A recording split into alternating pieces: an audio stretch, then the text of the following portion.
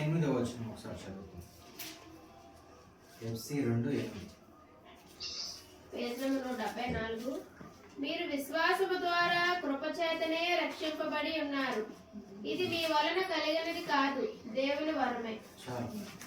మీరు విశ్వాసము ద్వారా కృపచేతనే రక్షింపబడి ఉన్నారు.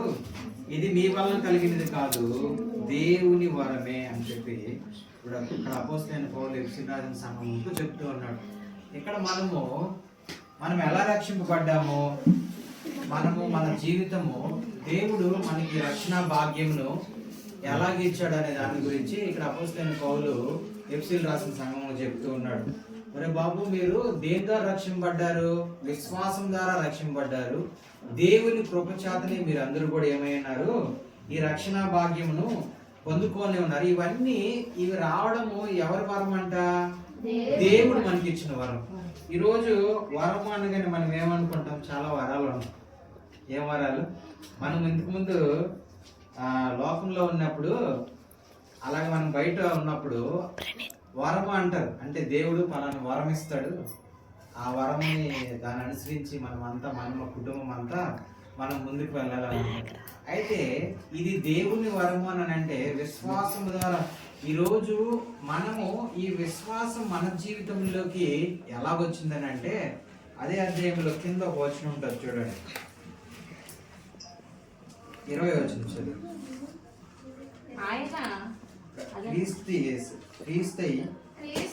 క్రీస్తు యేసే ముఖ్యమైన మూలరాయి అయి ఉండగా అపోస్తలులను ప్రవక్తలను వేసిన పునాది మీద మీరు కట్టబడి ఉన్నారు.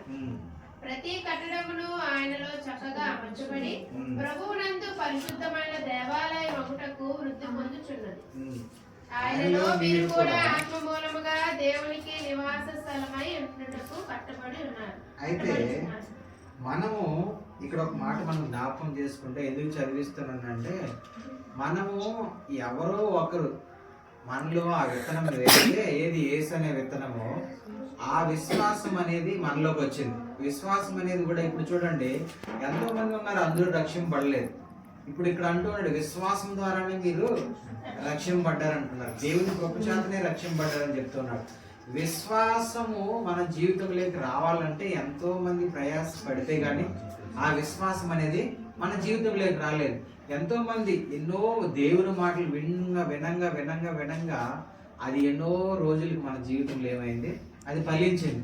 అప్పుడు చూడండి, వినటం యేసుక్రీస్తు మాటని మీరు వింటే గానీ మీ జీవితంలో ఏం రాదు?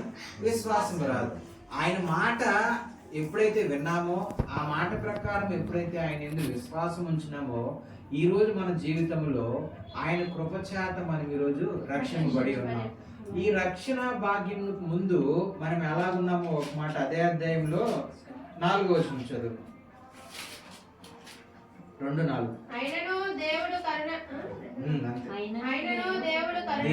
కరుణా సంపన్నుడై ఉన్నాడు.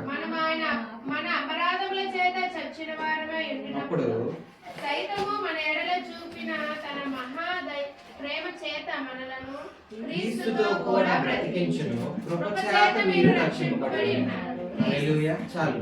ఇక్కడ చూడండి, ఆయన కరుణా సంపన్నుడై ఉండి, ఎందుకనంటే మనము అసలు ఈ లోకములో ఎంతో భయంకరమైన సిచ్యువేషన్లో పరిస్థితుల్లో ఉన్నప్పుడు ఆయన కరుణా సంపన్నుడై ఉండి మన అపరాధముల చేత మనం ఏమై ఉన్నామంట?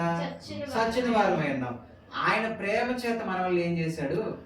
బ్రతికించుకున్నాడు అని చెప్తాడు. ఆయన ప్రేమ చేత, ఆయన కృప చేత ఆయన ఈరోజు మన వల్ల ఏం చేసి ఉన్నాడు?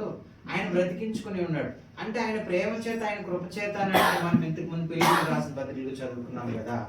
ఆయన విడవకూడని భాగ్యమును విడిచి, ఆయన ఈ లోకమును ఎంతో ప్రేమించి తన అద్వితీయ కుమారుని లోకానికి పంపించి మన పాపములు, మన శాపములను ఆయన సిలువలో భరిస్తే కానీ ఈ రోజు మనకి ఏం రాలేదు? ఈ రక్షణ భాగ్యం రాలేదు. ఇప్పుడు 2024 సంవత్సరాల క్రితము దేవుడు మన కొరకు ఆయన చేసిన గొప్ప త్యాగం వల్ల మనకేం వచ్చిందని అంటే ఈ రక్షణ భాగ్యం వచ్చింది. చూడండి, ఒక మాట ఇజ్రాయెల్ ప్రజలు మనం జ్ఞాపకం చేసుకుంటే 430 సంవత్సరాలు వాళ్ళు కఠిన కారాగార శిక్ష అంటే బానిసత్వంలో ఉన్నారు. బానిసత్వంలో ఉన్నప్పుడు దేవునికి వాళ్ళు ఎలాగున్నారంటే ఆ బానిసత్వంలో ఉన్నప్పుడు దేవుడికి దగ్గరగా ఉన్నారు, ప్రతిరోజు దేవుడిని ఏం చేస్తున్నారు, పోరాడుతున్నారు, ప్రార్థన చేస్తున్నారు. ఎందుకు చేస్తున్నారంటే వాళ్ళు చెరలో ఉన్నారు, శ్రమలో ఉన్నారు. వాళ్ళు ప్రార్థన చేస్తూ ఉన్నారు, దేవుడితో మాట్లాడుతున్నారు. కానీ దేవుడు 430 సంవత్సరాల తర్వాత వాళ్ళకి ఏమి ఇచ్చాడు? విడుదలనిచ్చాడు. ఎక్కడి నుంచి? ఆ ఐగుప్తి బానిసత్వం అనే చెర నుంచి. అంటే ఒక పరువు రాజు కింద వాళ్ళు బానిసలుగా, వాళ్ళు 24 గంటలు ఉంటే దగ్గర కనీసం 4 గంటలు కూడా వాళ్ళు పడుకునేదానికి లేదు. అలాంటి పరిస్థితుల్లో ఉన్నప్పుడు దేవుడు వాళ్ళని ఏం చేశాడు? విడిపించాడు.